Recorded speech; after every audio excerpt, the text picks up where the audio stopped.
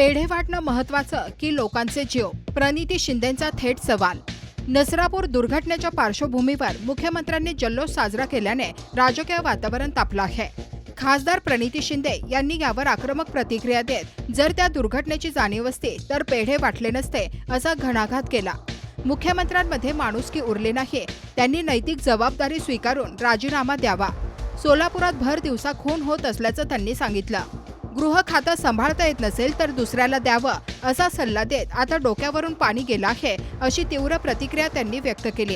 काल मुख्यमंत्र्यांनी जल्लोष साजरा केला, पेढे वाटले आणि ह्याच्यावरून स्पष्ट होतं की मुख्यमंत्री असो, प्रधानमंत्री असो, बीजेपीचा प्रत्येक कार्यकर्ता किंवा मंत्री असो, आमदार असो, खासदार, हे फक्त इलेक्शनसाठीच काम करतात. ह्यांच्यासाठी इलेक्शन पुरती सगळं आहे. इलेक्शन पासून दिवसाचा प्रारंभ होतो आणि इलेक्शन घेऊनच दिवसाचा समाप्ती होत असते. ह्यांना लोकांचं, जनतेचं एका लहान पुरोगामी महाराष्ट्रात एका लहानशा चिमुकलीवर एवढ्या वाईट पद्धतीत अत्याचार होऊन हत्या होते. तुम्ही खरं तर त्याची आठवण ठेवून, त्याची जाणीव ठेवून जल्लोष साजरा नसता केला आणि म्हणाला असता की तिच्यासाठी आम्ही जल्लोष करत नाही, तर थोडं तरी तुम्हाला काही माणुसकी आहे असं आम्हाला वाटलं असतं. पण त्या उलट तुम्ही पेढे वाटले, जल्लोष साजरा केला, जाहीर केलं. त्यानंतर तुम्ही उद्घाटनाचे कार्यक्रम घेतले. काही माणुसकीच राहिली नाही आहे ह्या महाराष्ट्राच्या मुख्यमंत्र्यांमध्ये असं मला कुठेतरी वाटतंय.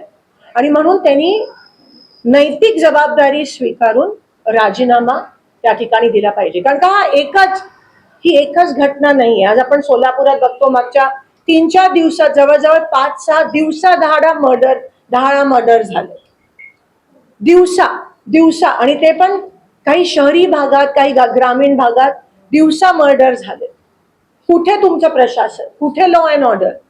कुठे गृहमंत्र्यांना जर गृह खातं हाताळता येत नसेल तर स्वतंत्र एक खातं पोर्टफोलिओ निर्माण करा, द्या कोणातरी जबाबदारी.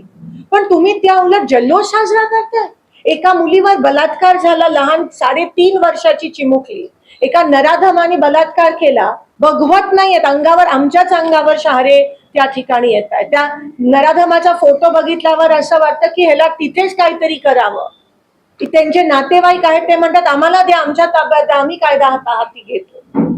म्हणजे डोक्यावरनं पाणी गेलंय. आज एवढी कोलॅप्स झाली आहे आपल्या महाराष्ट्रात लॉ अँड ऑर्डर सिच्युएशन. प्रशासन उभं असताना प्रशासनाच्या समोर ह्या घटना घडतायत. प्रशासनाची पण सगळ्या बाबतीत मिलीभगत आहे. दिवसाधारे वाळू उपसा चालू आहे, त्यामुळे पाणी सोडत नाहीये.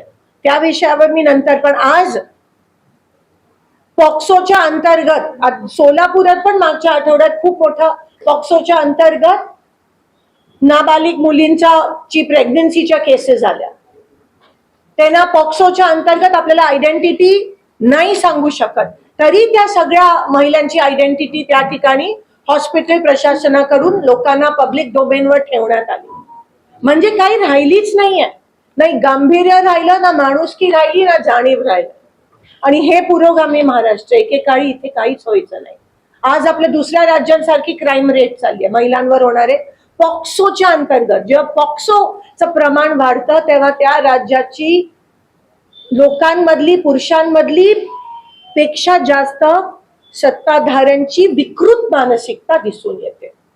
आणि ही सत्ताधाऱ्यांची विकृत मानसिकता आहे. कारण का जेव्हा आपल्या घरातल्या मुलीवर असं होतं, मुख्यमंत्र्यांची पण मुलगी आहे, 2 सेकंड काय जेव्हा आपण ते बघतो टीव्हीवर तेव्हा अंगावर शहारा होतो. आणि मग ते सगळं असताना तुम्ही जल्लोष साजरा करता, तुम्ही पेढे वाटता. त्या नराधमाला ताबडतोब फाशी झाली पाहिजे. शक्ती कायदा जेव्हा आमची सत्ता होती तेव्हा मी त्या समितीमध्ये होती, आम्ही अंमलात आणलेला. निर्भयानंतर आपण तो शक्ती कायदा महाराष्ट्र राज्यात आणलेला. त्याची तो लागू करा, त्याची अंमलबजावणी करा. कसली भीती आहे तुम्हाला? विकृत मानसिकता. आणि ती वाढत चालली आहे महाराष्ट्रात. का? कारण का वरपासून खालपर्यंत हे जे गुन्हेगार आहेत त्यांना सपोर्ट आहे. तुम्ही ठाण्याचं पण बघा, अनेक मी तुम्हाला सांगू शकतो. आणि मग करतात काहीतरी, खरात असतील, हे असेल, विकृत मानसिकतेला वाव मिळत आहे सत्ताधाऱ्यांकडून.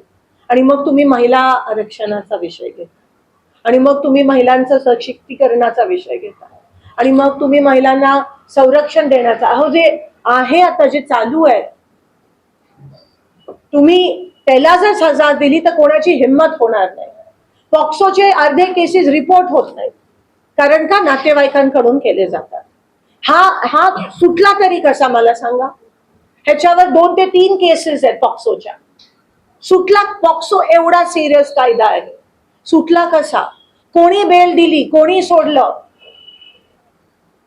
ही कारवाई, हे नेक्सस आहे, हे पूर्णपणे वरपासून खालीपर्यंत नेक्सस आहे, खालपर्यंत. आणि गृहमंत्री मजा करत फिरत आहे, गांभीर्य राहिलं नाहीये. रेप्स होत आहेत तर होऊ देत, लहान मुलींवर बलात्कार होत आहेत तर होऊ देत, लहान मुलींची चेचून हत्या होते तर होऊ देत. तिच्या तोंडात म्हणे पीएम रिपोर्टच्या नुसार सॉक्स कोंबला गेला, कारण का तिने आवाज नाही करावा. नशीब, आता तरी नशीबच म्हणावं की सीसीटीव्ही फुटेज सापडलं, नाही तर ओरिसामध्ये पण काय हालत आहे. सापडल्यावर गुन्हा दाखल होतो, तसंच महाराष्ट्रात होत चाललंय. दुर्दैव आहे, वाईट वाटतं एक महिला प्रतिनिधी म्हणून आम्हा सगळ्यांना. तुम्ही पाहत आहात विस्टा न्यूज मराठी.